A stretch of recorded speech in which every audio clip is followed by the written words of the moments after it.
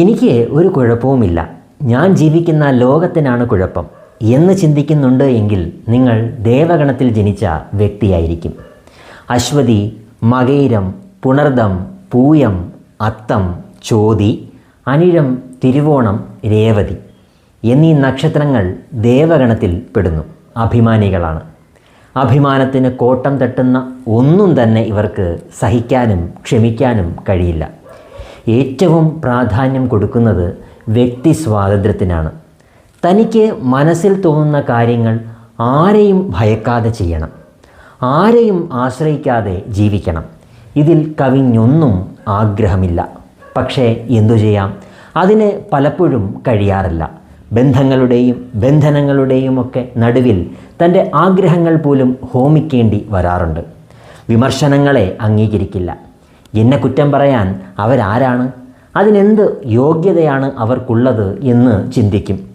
തൻ്റെ ഭാഗം ന്യായീകരിക്കാനും താൻ ശരിയാണെന്ന് സ്ഥാപിക്കാനും എപ്പോഴും ശ്രമിക്കും. തൻ്റെ ആദർശത്തിന് വിരുദ്ധമായി ഒരു കാര്യവും ചെയ്യില്ല. മറ്റുള്ളവരെ ഉപദേശിക്കാനൊക്കെ നല്ല കഴിവായിരിക്കും.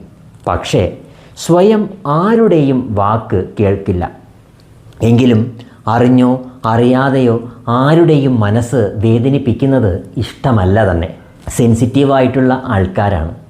നിസ്സാരമായിട്ടുള്ള കാര്യം മതി ഫീലാകും. ചെറിയ കാര്യങ്ങൾക്ക് പോലും പിണങ്ങുകയും ദേഷ്യപ്പെടുകയും ഒക്കെ ചെയ്യും.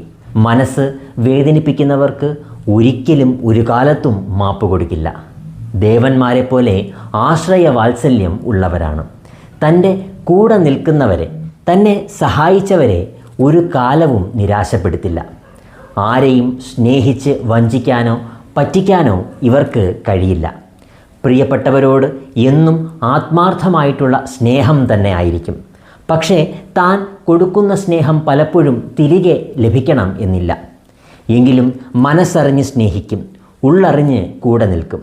സ്നേഹിക്കുന്നവർ താൻ പറയുന്നത് പോലെയൊക്കെ കേൾക്കണം, തന്നെ അനുസരിക്കണം എന്നൊക്കെയുള്ള ദുർവാശി പിടിക്കുന്നവരാണ്.